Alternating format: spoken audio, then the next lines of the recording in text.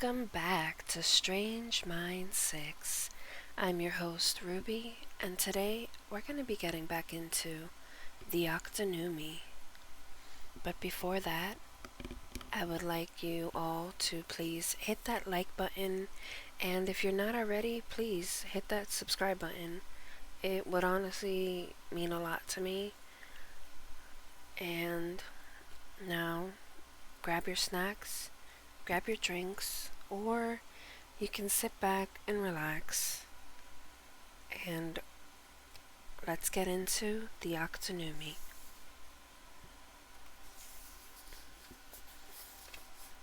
I had no idea. With the parchment carefully unrolled and hovering just above the ottoman, Edgar studies the surface, taking in each detail, mesmerized by the amount of information the map offers.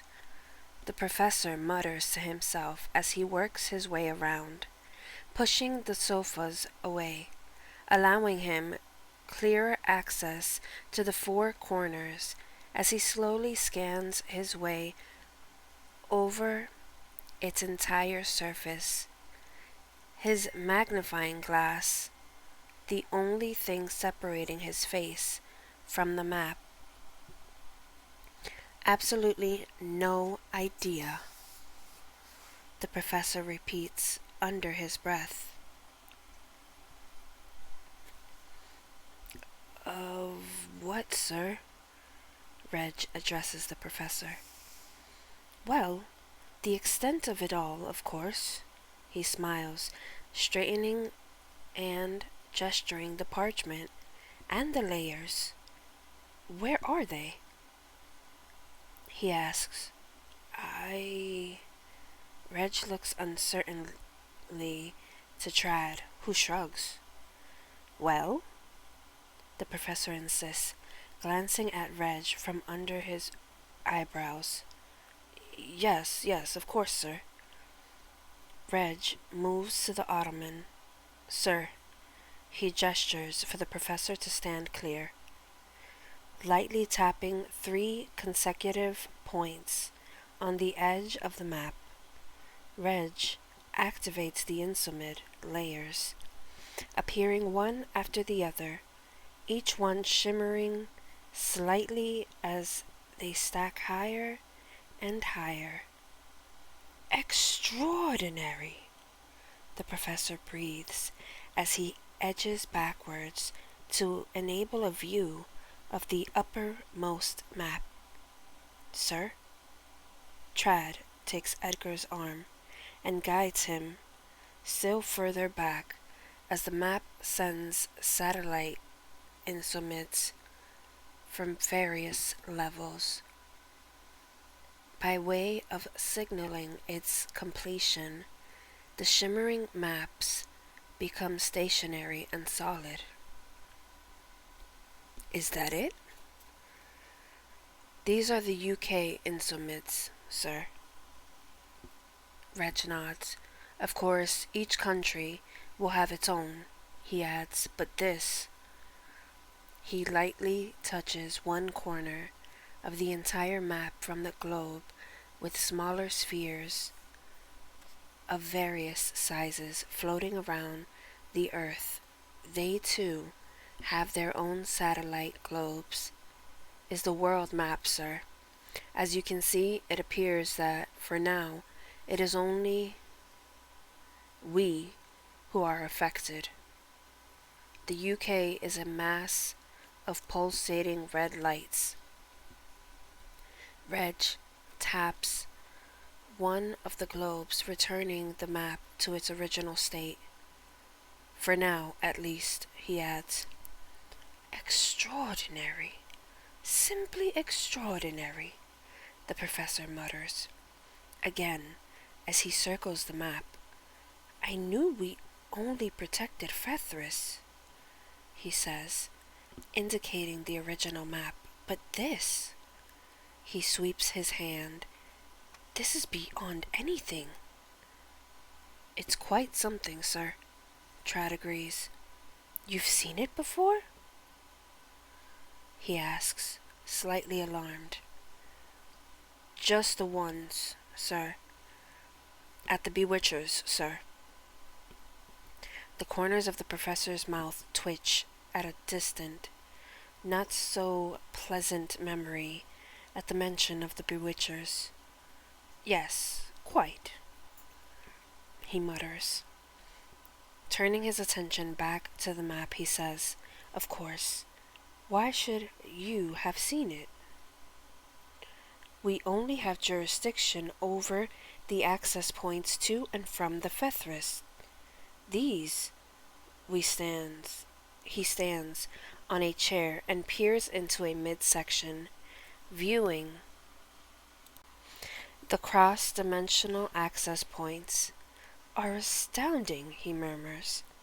Sir, Reg says, tapping the edge of the map, the professor is attempting to view, activating a succession of layers, maneuvering around each other as they flip up and over, until the one of Edgar's interests is the only visible map on the table.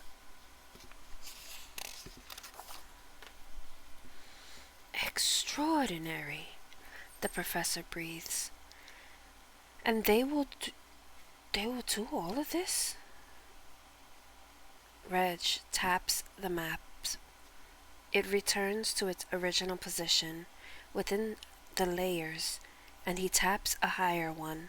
The whole thing is repeated until it, too, is the solitary map.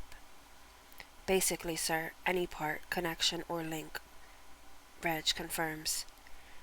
Anything you want to see in any detail. Just tap, nods Edgar. Yes, sir. And this? The professor points to lettering throughout the map. Do we know this language? No, sir. Only the Bewitchers, sir. Surely. We must have someone within our organization who understands it. We have put word out, sir, but as of yet, right. Well, this little planet of ours, he says, tapping the map to return it to its full height, has much to offer, more than we thought, eh? And this is just the UK. The professor turns to the boys, or, he hesitates, noting their expressions. Or have you always known? We, the Octunnumi, that is, have always been aware of the extent of the Earth planet and its layers.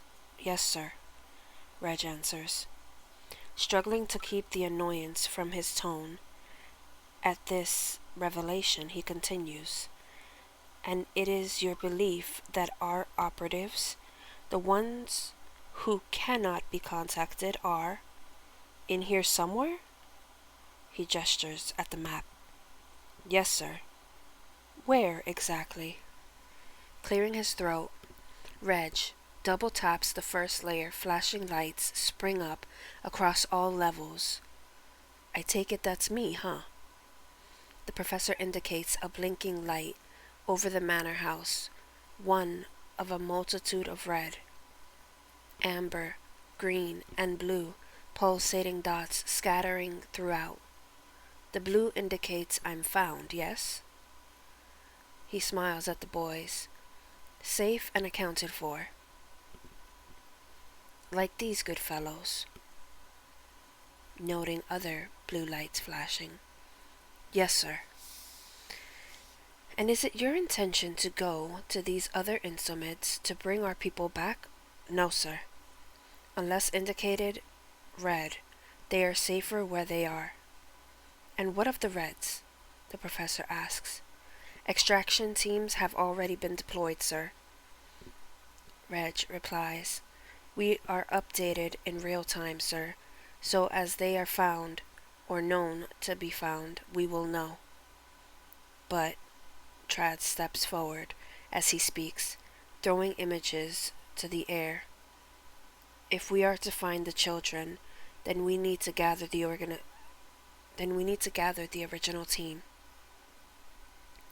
Stepping back, he indicates the suspended images before them, each showing a smiling youth with an equally cheerful child. These are the operatives we need to focus on. It has to be all of the members of the original mentor team? The professor inquires. Well, not strictly speaking, sir, no. How so? Well, if one of us can find just one of the children, then they would be linked to another. The professor finishes, nodding his head.